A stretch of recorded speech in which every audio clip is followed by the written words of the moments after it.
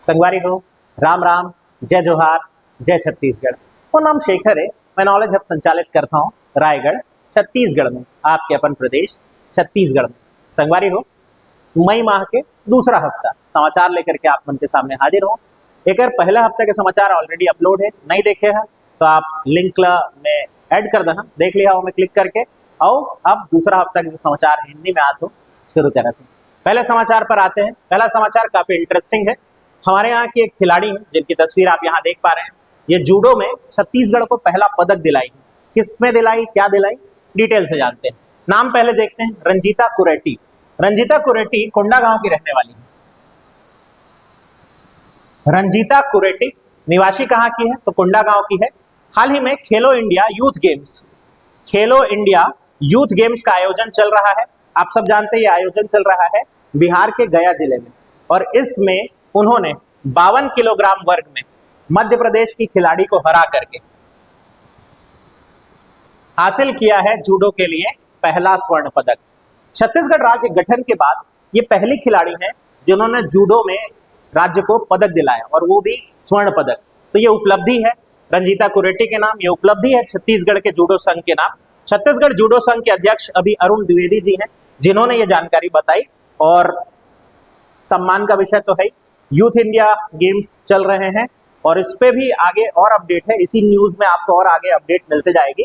जैसे इस पर देखते हैं खेलो इंडिया यूथ गेम्स में और क्या अपडेट है। तो दूसरा न्यूज हमारा कहता है खेलो इंडिया यूथ गेम्स में मलखम की टीम भी गई थी, और आप सब जानते हैं हमारा जो बस्तर अंचल है उसका भी खास नारायणपुर जिला वो मलखम के लिए बहुत जाना जाता है। तो हमारी बालक टीम भी गई थी और बालिका टीम भी गई थी, और कुल 11 पदक जीत करके आई है, जिसमें एक रजत है और 10 कांस्य पदक हैं। तो जीत में बालक टीम जो है वो कांस्य पदक जीती।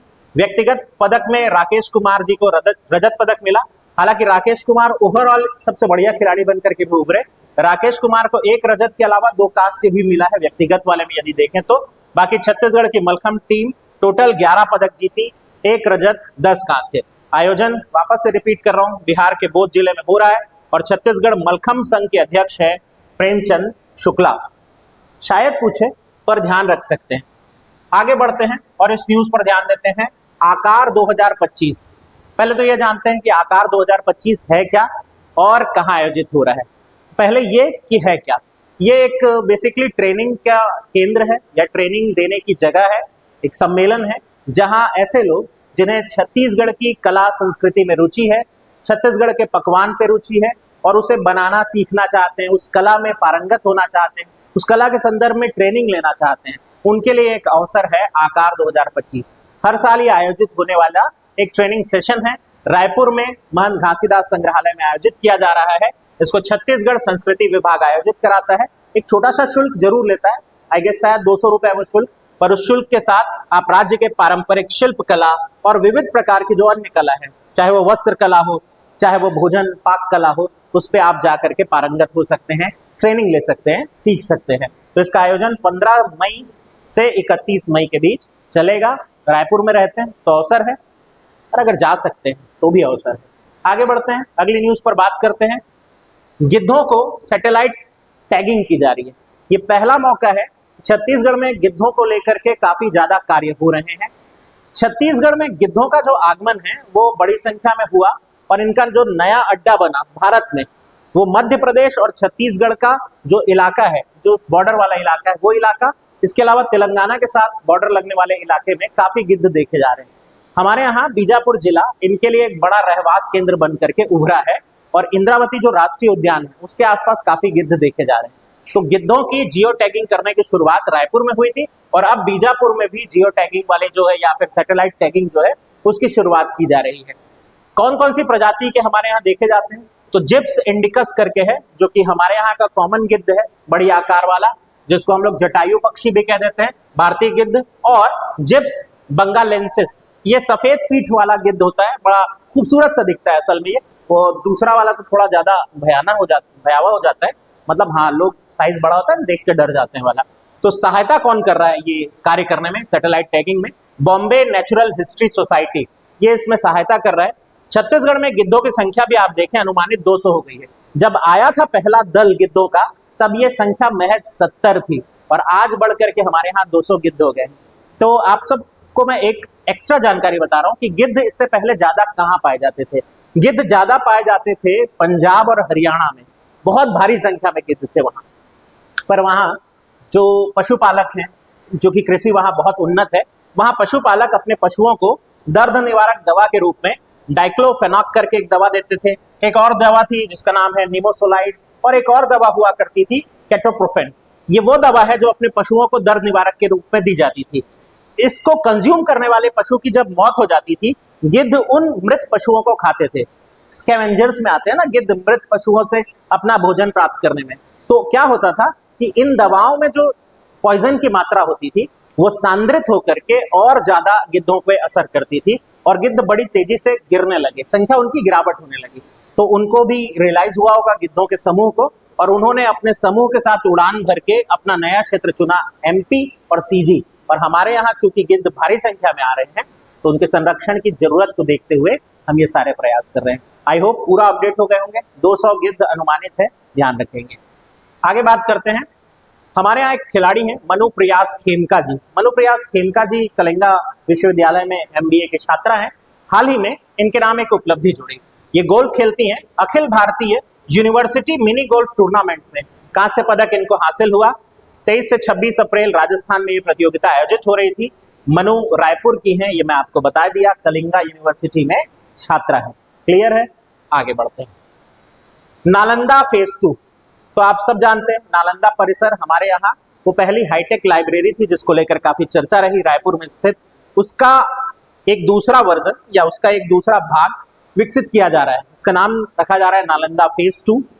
निर्माण के लिए पहले ही इसमें काम शुरू हो गया है। ये तीसरी हाईटेक लाइब्रेरी होगी। तक्षशिला नाम की एक दूसरी लाइब्रेरी रायपुर में पहले ही बन चुकी है।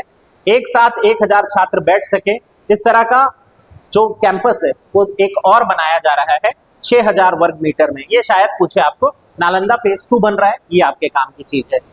और नालंदा और तक्षशिला के बाद ये तीसरी हाईटेक लाइब्रेरी होगी, ये एक और डाटा हो सकता है। आगे देखते हैं छत्तीसगढ़ मुख्य निर्वाचन पदाधिकारी। ध्यान रखिए, मुख्य निर्वाचन पदाधिकारी अलग व्यक्ति होते हैं और निर्वाचन अधिकारी जो है वो अलग व्यक्ति होते हैं, निर्वाचन आयुक्त जो है वो अलग व्यक्ति होते हैं। तो ये जो मुख्य निर्वाचन पदाधिकारी है, इस पद पर पहले काबिज थी रीना बाबा साहेब कंगाले।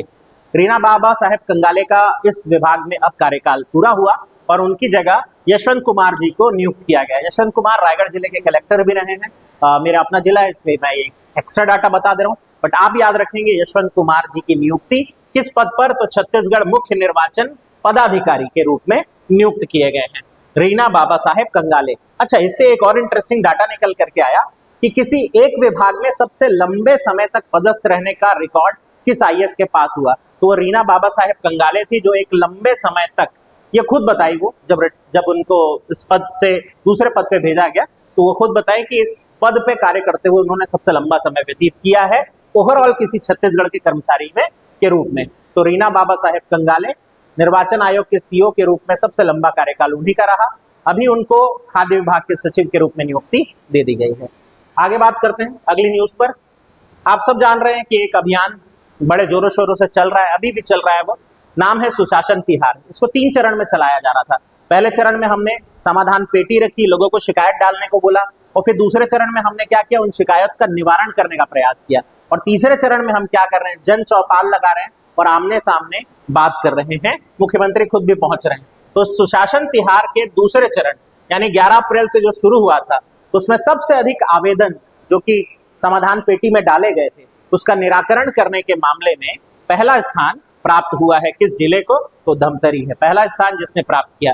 जबकि सबसे ज्यादा शिकायत किस मामले में हुई थी, पीएम आवास को लेकर के सबसे ज्यादा आवेदन डाले गए थे, और पंचायत विभाग के खाते में आए सबसे ज्यादा आवेदन। हर विभाग के संदर्भ में डाले जा सकते थे।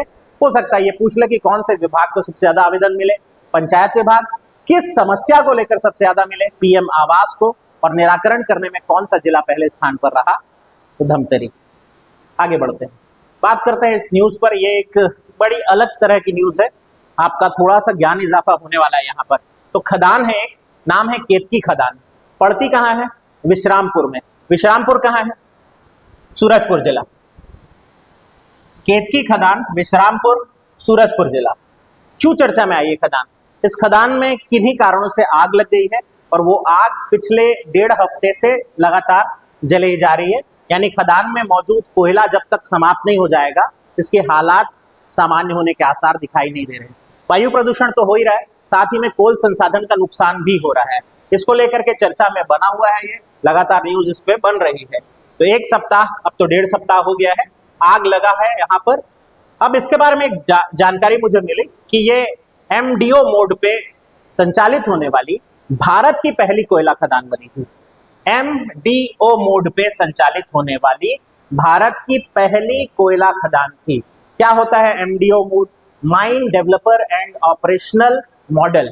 Mine developer and operational model. तो हुआ यह था कि भारत में ना शुरू में, एकदम शुरू में, चूंकि कोयला उत्खनन के लिए बहुत सारी सरकारी एजेंसीज नहीं थी, तो भारत सरकार चूंकि कोयला उत्खनन अपने हाथ में रखना चाहती थी, तो उन्होंने कुछ शर्तों के साथ निजी कंपनियों को कि आप वहां खदान का इंफ्रास्ट्रक्चर भी आप ही विकसित करेंगे और खुदाई का काम करने के बाद रॉयल्टी जो है गवर्नमेंट को देंगे। इस इरादे से निजी क्षेत्रों को देने के लिए इस योजना को शुरुआत किया था उन्होंने, जिसका नाम था MDO। और इसके तहत जो पहली खदान गई थी वो थी हमारी केतकी खदान, छत्तीसगढ़ वाली। हुआ ना नया डाटा, याद रखेंगे। आगे बात करते हैं अगली न्यूज पर। कुचनूर, मैं पिछले वीडियो में भी अगर आप देखे होंगे तो मैं उसमें भी इसके बारे में बताया था कि कुचनूर में मौजूद कोरंडम खदान को लेकर के काफी पेड़ों की कटाई का दौर चल रहा है और इसके लिए चर्चा में बना है। अभी गवर्नमेंट इस पे क्लैरिफिकेशन दिया है कि कोई निजी क्षेत्र को हम अलग से अधिकार देकर के ऐसा नहीं कराए हैं, बल्कि इस खदान का आवंटन 2019 से ही हो गया था। तो कुचनूर में है कोरंडम खदान। कुचनूर कहाँ पड़ेगा? बीजापुर भोपालपट्टनम तहसील के भीतर। ये क्वेश्चन आने की इस बार तो मुझे संभावना दिख रही है, इसलिए क्योंकि ये बार बार समाचार पत्रों में आ रहा है कुचनूर नाम की जगह बीजापुर के भोपालपट्टनम में और कोरंडम नाम के खनिज के लिए, जो कि एक बहुमूल्य रत्न वाला खनिज होता है। इसका संचालन कर रहा है छत्तीसगढ़ मिनरल डेवलपमेंट कॉर्पोरेशन और उसने मेसर्स NC नाहर दुर्ग और मेसर्स छत्तीसगढ़ कोरंडम माइंस, इन दो कंपनियों को यहां उत्खनन करने का अधिकार 2019 से ही दे रखा है। अब तक ये काम हो नहीं पाया था, अब ये काम तेजी से हो रहा है, जिसको लेकर पेड़ों की कटाई चली और विरोध की आवाज उठी। तो ये समाचार में इसलिए बना हुआ है। तो याद रखेंगे, मेसर्स NC नाहर दुर्ग और मेसर्स छत्तीसगढ़ कोरंडम माइंस, दो कंपनियां यहां उत्खनन का कार्य करेंगी। छत्तीसगढ़ के एनिमेशन टीम की उपलब्धि। एनिमेशन आप सब जानते होंगे, आजकल तो एनिमे क्वाइट अ थिंग, लोग बहुत देखते हैं, पसंद भी करते हैं। छत्तीसगढ़ के युवा भी इस क्षेत्र में काम कर रहे हैं और अभी हाल फिलहाल में उनके खाते उपलब्धि भी जुड़ी है। उन्होंने ये ध्यान देंगे, एंटेंगल्ड स्टूडियो रायपुर जो है उसने वेब समिट वर्ल्ड, ये आयोजित हो रहा था बंबई में, वेब समिट वर्ल्ड जो ऑडियो विजुअल सम्मेलन था बंबई में आयोजित हो रहा था। वहां एंटेंगल्ड नाम के इस स्टूडियो ने, जिसके कुछ क्रिएटर यंग बच्चे हैं, 25-26 साल के वो बच्चे, उन्होंने 2 श्रेणी में अवार्ड जीते। एनिमे श्रेणी में उन्होंने गोल्ड मेडल जीता और वेब टून श्रेणी में उन्होंने सिल्वर मेडल जीता। एनिमेशन में गोल्ड और वेब टून बनाने के मामले में सिल्वर मेडल जीता। इसके CEO जो है इस कंपनी के, वो शुभ्रांशु सिंह हैं और इन्होंने बताया कि इनका जो दल है उसका नाम है पालमोर। पालमोर बेसिकली एक यूनानी टर्म है जिसका अर्थ होता है ओल्ड क्लॉथ, पुराने कपड़े। पुराने कपड़े का प्रयोग करके जैसे गुड्डे गुड़िया बना लिए जाते थे ना, बस उस तरह का। शायद इस नाम का अर्थ ना पूछे, बट उनके ग्रुप का नाम है पालमोर और वो ये काम कर रहा है। चूंकि उनको ये अवार्ड मिला, गोल्ड भी मिला, सिल्वर भी मिला, तो अब अंतरराष्ट्रीय स्तर पर जो स्पर्धा होगी टोक्यो में, वहां भी हमारे रायपुर का ये दल प्रतिनिधित्व करने जाएगा। एंटेंगल्ड नाम है इनके स्टूडियो का, याद रखेंगे। छत्तीसगढ़ में भी एनिमेशन हो रहा है, ये याद रखेंगे। इसने सोचा था कि एक दिन छत्तीसगढ़ के युवा एनिमेशन करके नाम हासिल करेंगे। तो अभी इसमें है बस्तर में रेल परियोजना। बस्तर में रेल परियोजना पे काफी दिन से बात चल रही है और अब फाइनली जाकर के इसको जमीन पर उतारने का काम फिर से शुरू हुआ है। रावाघाट से जगदलपुर रेल लाइन है जो कि लगभग 140 किलोमीटर लंबी परियोजना होगी। 2028 तक इसको पूरा करने का फाइनली क्लैरिफिकेशन दिया गया है, नोटिफिकेशन दिया गया है, जो आप कह लीजिए 2028 तक इसको पूरा कर लिया जाएगा। एक बार श्योर कर दिया गया, वंस फॉर ऑल बता करके नक्की कर दिए। तो 2 चरण में बन रहा है, दल्ली राजरा से रावघाट या रावाघाट और फिर रावघाट से जगदलपुर, यानी कि टोटल दल्ली राजरा से जगदलपुर के बीच टोटल ये चलेगी और रायपुर से जगदलपुर की दूरी इस चक्कर में 266 किलोमीटर कम हो जाएगी। अभी जो उड़ीसा वाली रूट लेकर के हमको आना पड़ता है ना, वो नहीं करना पड़ेगा और इससे क्या होगा, बीच में 22 और स्टेशन बनेंगे और उन स्टेशनों को भी रेल सुविधा का लाभ मिल सकेगा। 90 किलोमीटर का काम ऑलरेडी पूरा हो चुका है और आगे का जो काम है वो भी जारी है। 140 किलोमीटर लंबा ट्रैक होगा और 266 किलोमीटर की दूरी हो जाएगी कम। अगली न्यूज पर आते हैं। एक और घोषणा है हमारे पास क्रेडा की। क्रेडा आप सब जानते हैं, छत्तीसगढ़ राज्य की रिन्यूएबल एनर्जी को लेकर कार्य करने वाली संस्था, छत्तीसगढ़ नवीकरणीय ऊर्जा को लेकर कार्य करने वाली संस्था क्रेडा, उसने अनाउंसमेंट किए हैं दो बड़े। पहला अनाउंसमेंट, नवा रायपुर के जितने सरकारी भवन उनको ग्रिड कनेक्टेड सौर संयंत्र से जोड़ा जाएगा, यानी कि सारे सरकारी भवन सोलर ऊर्जा से ही संचालित होंगे नवा रायपुर के, पहली घोषणा। और दूसरी घोषणा वो ये है कि एक सोलर पार्क बनेगा। सोलर पार्क बनेगा छुई खदान में, एक बंजर जमीन है वहां बनाया जा रहा है क्रेडा के द्वारा सोलर पार्क। दो घोषणा हो गई। एक तीसरी घोषणा भी है, इस वित्तीय वर्ष के दौरान यानी 2025 से 26 के बीच में 20,000 सोलर पंप बांटे जाने का लक्ष्य भी रखा है क्रेडा ने अपने लिए। तो 3 घोषणा ओवरऑल हो जाएगी, पर इसमें मुझे जो सबसे इंटरेस्टिंग लग रही है वह है छुई खदान में बनने वाला नया सोलर पार्क। तो इसको खास ध्यान रखेंगे। बाकी क्वेश्चन एक पूछता है कि हमारे यहाँ SEZ सोलर ऊर्जा को लेकर के कहाँ स्थापित है वाला, वो आपको ऑलरेडी पता है, वो राजनांदगांव है, उसको जरूर याद रखेंगे। फ्लोटिंग वाला कहाँ सोलर प्लांट लगाया गया है ये आप भिलाई के लिए याद रखेंगे। तो ऐसे कुछ चीजें हैं जो आपको याद रखनी है जब भी सोलर एनर्जी पे बात आए। क्लियर है? बढ़िया। अभी कुछ चीजें और ध्यान देते हैं यहाँ पर, जैसे क्रेडा के अध्यक्ष कौन है? भूपेंद्र सवन्नी, अभी नियुक्ति हुई। बीजेपी के नेता भूपेंद्र सवन्नी, उनकी नियुक्ति हुई क्रेडा अध्यक्ष। ये न्यूज भी मैं कवर कराया था। दूसरा, सीईओ कौन है? राजेश सिंह राणा है, IAS ऑफिसर हैं, वो अभी क्रेडा में सीईओ हैं। और ऊर्जा विभाग के सचिव कौन है अभी? तो रोहित यादव हैं, ये भी IAS हैं, ये ऊर्जा विभाग के सचिव हैं। तो ये कुछ नाम है जरूरी, कई बार इन नामों से प्रश्न आ जाता है, तो याद रखें। आगे बढ़े, चलिए। पीपरछेड़ी परियोजना, भाई साहब ये न्यूज़पेपर में जितना बज़ बनाई है, अंदर से एक फीलिंग आती है ना कि पीपरछेड़ी परियोजना क्वेश्चन ना पूछे तो पेपर अधूरा है। ये अभी वही क्वेश्चन हो रखा है। पीपरछेड़ी परियोजना को लेकर के मुख्यमंत्री अनाउंस करके आए हैं कि हम इस परियोजना को प्राथमिकता देकर के पूरा कराएंगे। 45 साल से ये परियोजना लटकी हुई थी, अब इसे पूरा कराने के लिए मुख्यमंत्री ने निर्देश दिया है। 1977 में पहली बार इसको शुरू किया गया था और बाद में 1980 में जब वन अधिकार कानून आया तो फिर उस कानून का दायरा लेकर के या उस कानून के अंतर्गत आने के चक्कर में इस परियोजना को रोक दिया गया था। ये कहाँ पड़ेगा? गरियाबंद के मडेली करके गांव है, वहां पड़ेगा। और यहाँ पर एक जो नाला है घुनघुट्टी नाम का, उस नाले पर बन रहा है पीपरछेड़ी परियोजना। लगभग 5,000 किसान जो है वो इससे सीधे सीधे तौर पर लाभान्वित होंगे और साथ ही साथ इस परियोजना के कारण सिंचाई सुविधा का विकास तो होगा ही होगा। तो इसमें कुछ चीजें हैं, 1977 में शुरू हुई थी वो याद रख सकते हैं, घुनघुट्टी नाम के नाला पे है वो याद रख सकते हैं, 45 साल से अटका था वो याद रख सकते हैं, गरियाबंद के मडेली में बनेगा वो याद रख सकते हैं। क्यों काम रुक गया था? वन अधिकार कानून 1980 लागू होने के कारण काम रुक गया था, ये याद रख सकते हैं। पर मुख्यमंत्री जी ने साफ कर दिया है कि ये परियोजना जल्द से जल्द पूरी की जाएगी, क्वाइट पॉसिबल इस साल के भीतर। आगे बढ़ते हैं। देश का पहला हाइड्रोजन फ्यूल ट्रक, ये जो ट्रक आप देख रहे हैं, हालांकि मैं उद्घाटन वाली तस्वीर लगाना चाहता था पर वो तस्वीर फिट नहीं आ रही थी यहाँ पर, इसलिए। पर ये हाइड्रोजन फ्यूल ट्रक है, अदानी ग्रुप ने इसको बनाया है। हमारे देश में तो पहली बार संचालित हो रहा है। उद्घाटन रायपुर छत्तीसगढ़ से किया गया और हमारे मुख्यमंत्री महोदय विष्णुदेव साय जी उसका उद्घाटन किए। अच्छा, हाइड्रोजन ट्रक का कॉन्सेप्ट ये है कि इसमें परिवहन सस्ता पड़ेगा, ये बोला जा रहा है। दूसरा ये बोला जा रहा है कि इससे पर्यावरण प्रदूषण नहीं होगा, यानी इससे जो ईंधन जो प्रयोग हो रहा है उसके अपशिष्ट पदार्थ के रूप में अगर कुछ बनेगा भी तो वो पानी बनेगा जो कि हार्मफुल नहीं है।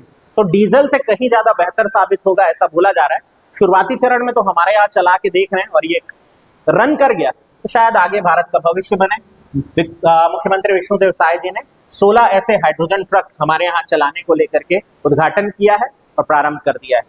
40 टन भार वहन क्षमता होगी इस ट्रक की और 200 किलोमीटर रेंज होगी एक बार फ्यूल भरा लिए जाने पर। और फ्यूल भरने में मैच 5 मिनट का समय लगता है, ऐसा जानकारी मुझे पढ़ते हुए इसके बारे में डिटेल पता चला। तो देखिए, अभी सोलर बैटरी वाला जो है ई व्हीकल्स जो होते हैं उसको चार्ज करने में समय थोड़ा ज्यादा लगता है, तो इसलिए भारत भविष्य के रूप में या पूरी दुनिया भी देखे तो भविष्य के रूप में हाइड्रोजन को फ्यूल के रूप में देख रही है। वैसे तो आपको पता ही है हमारे पास वायुमंडल में हाइड्रोजन काफी है, तो अगर उसको फ्यूल के रूप में यूज करने की क्षमता विकसित कर ही ले तो एक बड़ी समस्या हल होगी। बाकी बनाया है अभी निजी क्षेत्र अदानी इंटरप्राइजेस। फिर आते हैं बायो सीएनजी प्लांट निर्माण योजना। बायो सीएनजी प्लांट निर्माण योजना कहां बनेंगे, कितने बनेंगे? पहले चीज तो ये देखिए, राज्य के सभी नगरीय निकाय में क्या बनेगा, बायो सीएनजी प्लांट। जितने वो जो बायो वेस्ट चीज होते हैं, सब्जी मंडियों से निकला हुआ कचरा, हाउस होल्ड से निकले हुए जो जैविक उत्पाद हैं, या फिर चारागाहों वगैरह के आसपास, या फिर गाय पालन करने वाले क्षेत्रों के आसपास जो भी जैविक उत्पाद हैं, उन जैविक उत्पादों को लेकर बायो सीएनजी बनाई जाएगी। इसको लेकर के योजना है।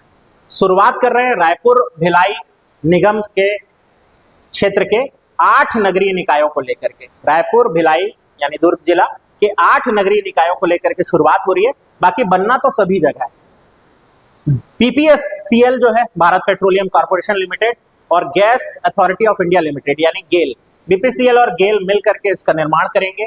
इसके लिए 10 एकड़ भूमि आरक्षित की जाएगी, 25 साल की लीज पर वो जमीन उनको दी जाएगी। और सरकार एक बड़ा फैसला ली है कि इस भूमि के अधिग्रहण के लिए मात्र 1 रुपए में प्रति वर्ग मीटर उसी दर पे आपको जमीन उपलब्ध करा करके देंगे।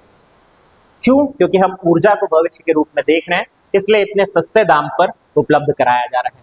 बायो सीएनजी क्या होता है? जैविक उत्पादों से बना हुआ ईंधन है जिसमें 95% तो शुद्ध मीथेन होता है जो पूरा जल जाएगा, तो अपशिष्ट पदार्थ की मात्रा बहुत कम होगी और पर्यावरण प्रदूषण कम से कम होता है। भारत में, ये भारत की बात बता रहा हूँ, 70 मिलियन मेट्रिक टन अभी उत्पादन किया जाता है बायो सीएनजी का एट प्रेजेंट की स्थिति। तो ये बोनस डाटा है जो आप याद रख सकते हैं। अगली न्यूज पर आते हैं। अगला न्यूज है सिविल डिफेंस वॉलंटियर।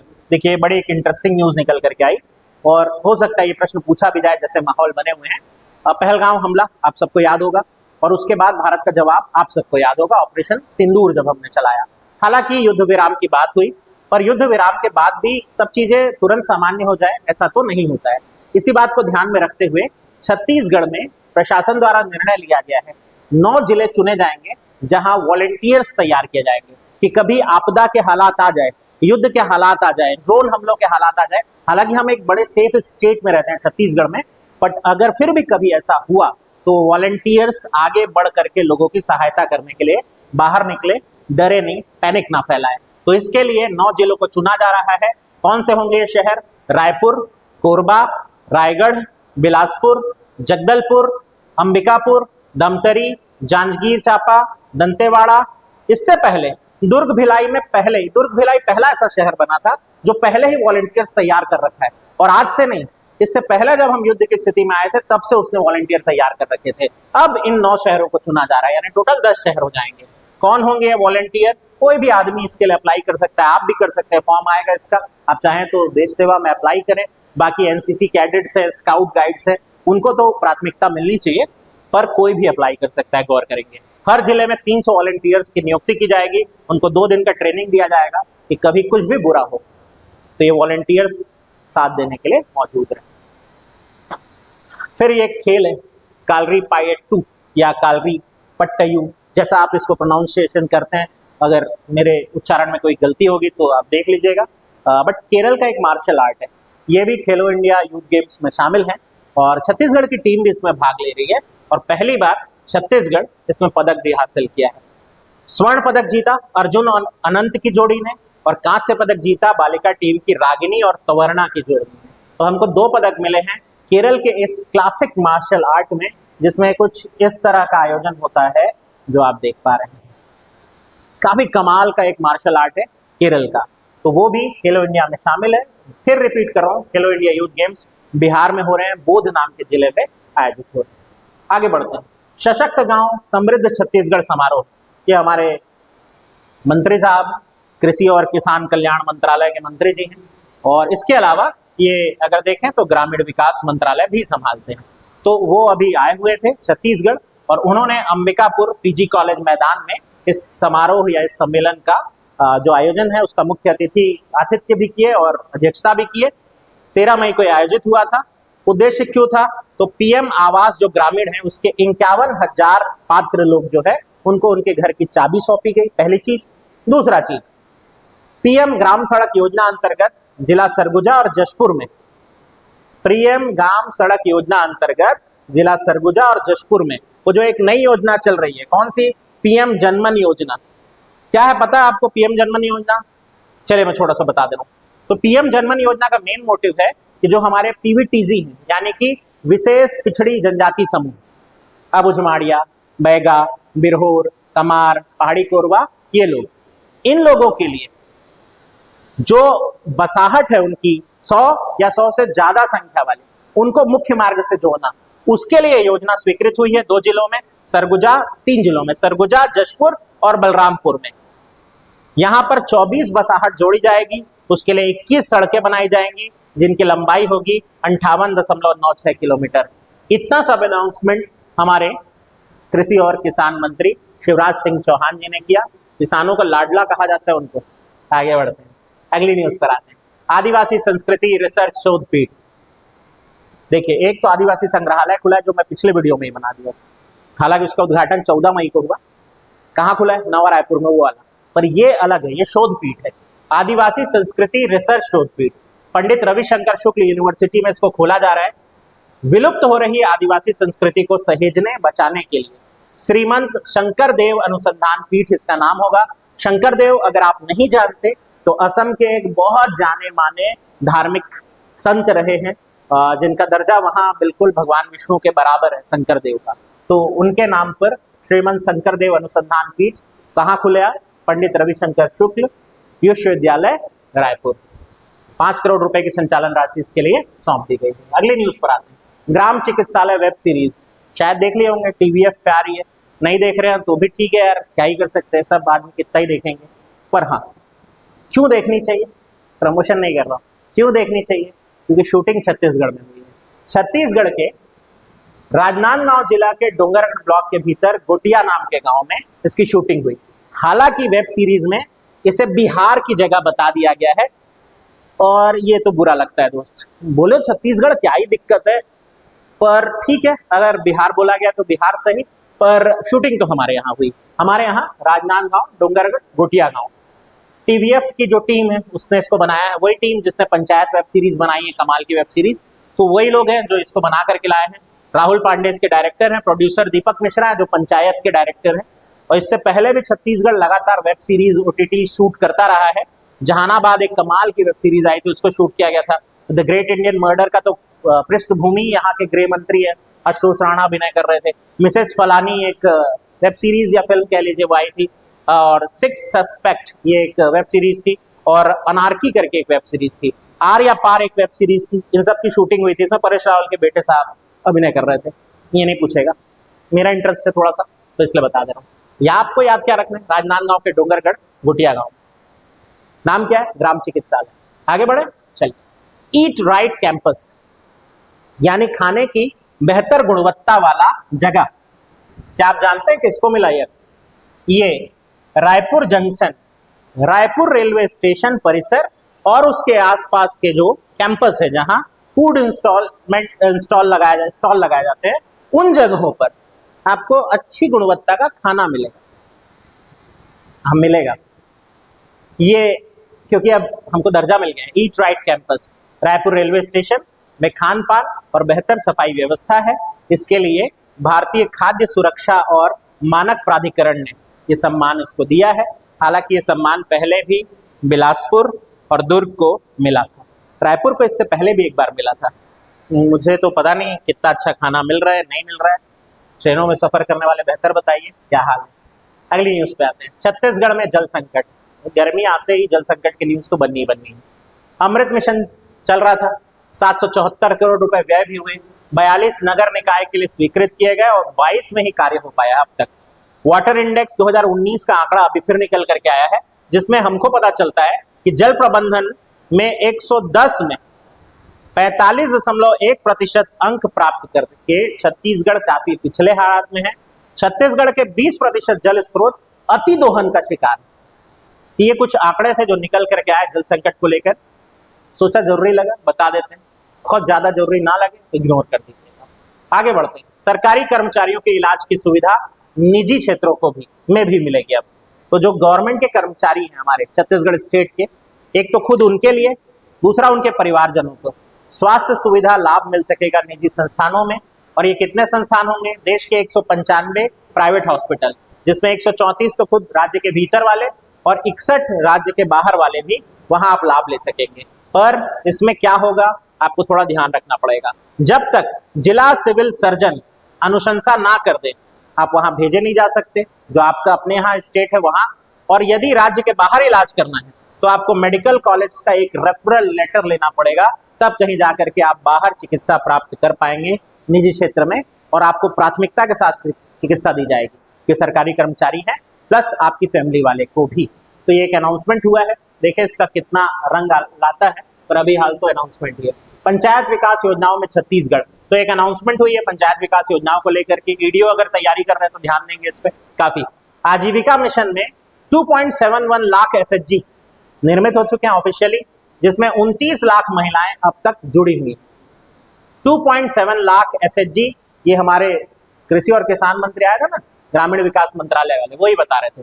2.71 लाख एसएचजीज हैं, जिसमें 29 लाख महिलाएं सीधे तौर पे जुड़ी हुई हैं, और उनमें से भी 4.32 लाख दीदियों को लखपति दीदी बनाने का लक्ष्य रखा गया है। 4.32 लाख दीदियों को प्रधानमंत्री ग्रामीण सड़क योजना अंतर्गत 42,671 किलोमीटर सड़कें बन चुकी हैं। 447 पुल भी इस योजना अंतर्गत अब तक बन चुके हैं। पीएम जनमन योजना अंतर्गत 751 सड़कों का निर्माण विशेष पिछड़ी जनजाति क्षेत्रों के लिए किया गया है, और किसान आईडी 24 लाख किसान बनवा चुके हैं, जो उनको लोन प्राप्त करने में या खेती किसानी से जुड़ी अन्य सुविधाओं को प्राप्त करने में मदद करेगी। तो ये कुछ कमाल के आंकड़े हैं जो आपके एडीओ एग्जाम के लिए हो सकते हैं महत्वपूर्ण। इसको तो स्क्रीनशॉट मारना बनता है, मारिए इसको स्क्रीनशॉट, याद रखें। आगे बढ़ते हैं। छत्तीसगढ़ में मिशन अमृत सरोवर, तो आपको पता ही एक कमाल का मिशन शुरू हुआ था। हर जिले में कम से कम 75 तालाब या तो बनाओ या उन्नयन करो, यही था लक्ष्य। अच्छी बात थी, चल रहा था। हमारे यहाँ उसका क्या डाटा है? 2900 अब तक बन चुके हैं, 2900 बन चुके हैं, और नए 192 जगहों को चुना गया है जहां बनाए जाने हैं। अमृत सरोवर मिशन आपको पता ही है, देश के प्रत्येक जिले में 75 तालाब 24 अप्रैल 2022 को प्रारंभ होकर के देश भर में 50,000 अमृत सरोवर निर्माण लक्ष्य के साथ चल रहा है योजना, याद रखेंगे इससे। आगे बढ़े, चलिए।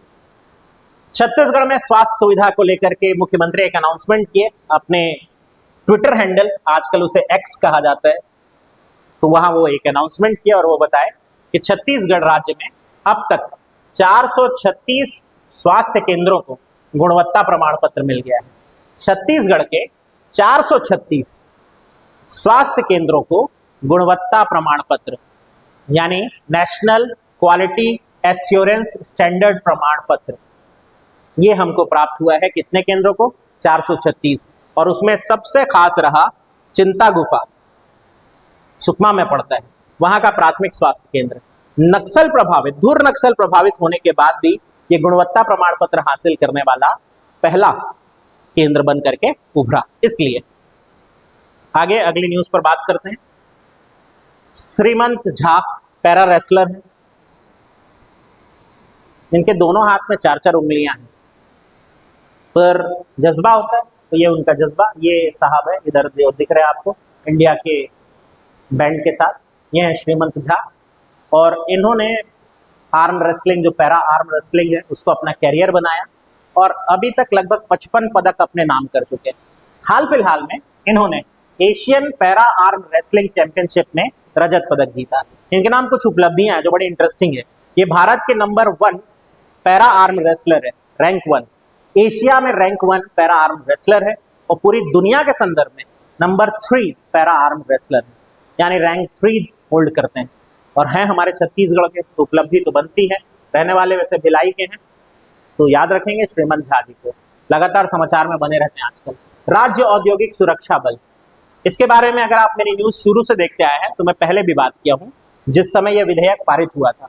अब इस पर लेकर चर्चा चल रही है कि राज्यपाल जी के हस्ताक्षर के बाद इसके गठन की प्रक्रिया सबसे पहले की जाएगी। इसका मुख्यालय तय कर दिया गया है, नवा रायपुर अटल नगर में इसका मुख्यालय बनाया जाएगा। 11 करोड़ 75 लाख रुपए की लागत से इस दल की स्थापना की जाएगी। राज्य के चुने हुए जितने औद्योगिक संस्थान हैं, जैसे भिलाई स्टील प्लांट हो गया, एनएमडीसी के अलग अलग खदान वगैरह हो गए, उनकी सुरक्षा की जिम्मेदारी इनके पास होगी। इसके अलावा कोई निजी संस्थान, निजी फैक्ट्री, निजी क्षेत्र के लोग यदि अपने प्रतिष्ठानों की सुरक्षा के लिए ये जवान चाहते हैं तो उन्हें भी ये अलॉट कराया जाएगा और उससे होने वाली आय राज्य के अपने खजाने में जोड़ी जाएगी। तो इसके लिए बाकायदा एक दल का गठन जल्द ही हो जाएगा। हालांकि मुख्यालय को लेकर बात आ गई है कि रायपुर, नवा रायपुर में अटल नगर जो है वहां मुख्यालय होगा और 11 करोड़ 75 लाख की लागत से इसकी स्थापना कर दी जाएगी। जितने एयरपोर्ट हैं, मंदिर है, औद्योगिक परिसर है, उनकी सुरक्षा की जिम्मेदारी इनके पास होगी। जैसे सीआईएसएफ होती है ना केंद्र के लिए, बस उस तरह। एयरपोर्ट गए होंगे तो चेकिंग करने के लिए जवान होते हैं, बस उस तरह। छत्तीसगढ़ की पहली बांध जोड़ो परियोजना, ये कुछ नया लेकर के आए हम। मतलब चर्चा तो बहुत दिन से हो रही है, बांध जोड़ो, नदी जोड़ो होता है, बांध जोड़ो परियोजना हम शुरू कर रहे हैं। तो हमारे यहाँ के 2 बांध है, एक है सिकासार बांध, कहाँ पड़ेगा पता है आपको? गरियाबंद जिले में। तो सिकासार बांध गरियाबंद जिला, और दूसरा है कोडार परियोजना। कोडार परियोजना वही है, शहीद वीर नारायण सिंह परियोजना, कहाँ पड़ेगा पता है? महासमुंद जिले में। तो सिकार पर जो ये परियोजना हमारी सिकासार, नॉट सिकार, इट्स सिकासार, ये कहाँ पड़ेगी? गरियाबंद। और कोडार परियोजना कहाँ पड़ेगी? हाँ, महासमुंद जिले में। किसके नाम पर? शहीद वीर नारायण सिंह जी के नाम पर। उन दोनों बांध को आपस में कनेक्ट करने की योजना है। ऑफकोर्स बांध कैसे जोड़े जाएंगे? नहर के माध्यम से। होता यह है कि सिकासार में पानी ज्यादा रह जाता है, उसकी बांध की ऊंचाई थोड़ी कम है, इसलिए काफी पानी वेस्टेज के रूप में बहाना पड़ जाता है। क्या ही बेहतर हो कि वो पानी नहर के माध्यम से भेज दिया जाए एक ऐसे बांध में जहां अक्सर गर्मी आते आते पानी खत्म होने लग जाता है। अच्छी सोच, इस सोच को शुरू करने का काम कर दिया गया है। 2600 करोड़ रुपए की लागत से ये परियोजना बन रही है। छत्तीसगढ़ की पहली बांध जोड़ो परियोजना होने वाली है। इस परियोजना में 25,000 हेक्टेयर क्षेत्र में सिंचाई सुविधा का लाभ मिल सकेगा। इसके अलावा एक परियोजना और दिमाग पे रखी गई है, वो है महानदी और पैरी को आपस में जोड़ने की परियोजना। पर पहले शुरू होगी सिकासार और कोडार। तो ये होने वाली है पहली बांध जोड़ो परियोजना। टॉप न्यूज है इस पूरे सिनारियो का। आगे बढ़ते हैं, अगला देखेंगे। देश की पहली डिजिटल पंचायत, भाई साहब रायगढ़ वाला हूं मैं और इसको तो थोड़ा जोर शोर से बोलेंगे। देश की पहली डिजिटल पंचायत वो बन गई है रायगढ़ जिला पंचायत। डिजिटल पंचायत का क्या मतलब है? जितना टैक्स कैलकुलेशन कलेक्ट करने का काम है या फिर जितने भी शुल्क आदि पटाने का काम है, वो पूरी तरह से डिजिटल माध्यम से छत्तीसगढ़ के रायगढ़ जिले की पंचायत द्वारा वसूला जा रहा है। क्यूआर कोड लगा दिए गए हैं पंचायत क्षेत्रों में और वहां जितना भी आपको जो भी आपको टैक्स लगना है, ग्रामीण जाते हैं अपने फोन का स्कैन वगैरह करके पटा दे रहे हैं। इससे फायदा क्या हुआ पता है? इससे कर वसूलने की दर बेहतर हुई है। लोग पहले कहाँ कर पटाने जाएंगे, कौन लाइन में लगेगा, शायद इसलिए पटा नहीं रहे थे। और अभी आप देखेंगे तो 117% टैक्स कलेक्शन में वृद्धि हुई है और बन गया है रायगढ़ पहला जिला पंचायत जो कि देश का डिजिटल जिला पंचायत के रूप में जाना जाएगा। पूरे भारत में उपलब्धि है रायगढ़ जिला। कितने हैं? 549 ग्राम पंचायतें हैं, सब के सब इस सिद्धांत से जोड़ दिए गए। अगली न्यूज पे आते हैं। देश का सबसे बड़ा ढोल, ये देखिए तस्वीर दिख रही है आपको? 1 क्विंटल का है ये ढोल, 1 क्विंटल। हाँ, ये जो साहब आपको दिख रहे हैं यहाँ पे, क्षत्रिय जी, रिखी क्षत्रिय, ये कला के बड़े प्रेयसी हैं, बड़े प्रेम करने वाले। लगभग कुछ 40-50 सालों से छत्तीसगढ़ के विविध वाद्य यंत्रों का कलेक्शन बना रहे हैं। और सच कहूं तो छत्तीसगढ़ में लोक वाद्य यंत्रों का इतना बड़ा कलेक्शन अभी किसी के पास नहीं होगा जितना इनके पास है। तो इन्होंने हाल फिलहाल में बीजापुर से ये ढोल प्राप्त किया और मेरे ख्याल से अब इसका नाम गिनीज वगैरह में तो जाना चाहिए। व्यक्ति का नाम ना जाए तो ये ढोल का नाम जाना चाहिए, क्योंकि 1 क्विंटल का ढोल होना थोड़ा सा जटिल बात है। इनको रिखी क्षत्रिय जी को बिलासपुर के मुसालुर गांव, बीजापुर के, नॉट बिलासपुर, बीजापुर के मुसालुर गांव में सबसे बड़े आकार का ढोल ये मिला। इसका नाम है भोगम ढोल। ये प्रयोग किया जाता है पेन करसाड़ पर्व, यानी कि देव मड़ई, मुड़िया जनजाति ज्यादातर इसको यूज करती है, उसमें इसको प्रयोग किया जाता है। सोचो 1 क्विंटल का ढोल लेकर के वादक चल रहा है अपने साथ, कमाल की बात होगी ना। 3 फीट लंबा है।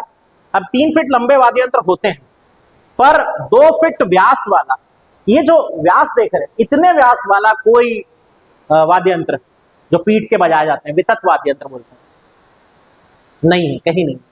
तो अब इस पे बात चल रही है कि इसको भाई दर्जा मिलना चाहिए। प्रदर्शनी तो लगाई गई है और दर्जा तो मिलना बनता है। तो ढोल का कुल वजन जैसे कि मैं बताया 1 क्विंटल है। और रेखी क्षत्रिय जो है तो छत्तीसगढ़ के बड़े कला पारखी हैं, कई तरह का वाद्य यंत्र खुद भी बजा लेते हैं। एक शौक होता है ना, इन्होंने उस शौक को ही अपना पेशा बना लिया। तो ये थे आपके लिए कुछ खास समाचार। हमेशा के लिए ध्यान से सुनने के लिए मैं आपका धन्यवाद देता हूँ, पर एक छोटा सा रिक्वेस्ट भी है। क्या है कि मैं प्रयास लगातार कर रहा हूँ और मेरे आप कुछ नियमित दर्शक भी हैं। आप नियमित दर्शकों से ये अनुरोध है कि कृपया अपने दर्शकों की सीमा में थोड़ा इजाफा करने के लिए आपकी तरफ से भी सहयोग की आवश्यकता होगी। क्या करेंगे सहयोग के लिए? कुछ नहीं, एक शेयर का बटन होता है, वो दबाइए, अपने व्हाट्सएप पे या अपने फेसबुक या अपने इंस्टा के माध्यम से कृपया शेयर करें, ताकि हमारा परिवार थोड़ा और बड़ा हो और न्यूज़ लाने की दर थोड़ी तेज हो सके। ध्यान से सुनने के लिए फिर एक बार आपका धन्यवाद।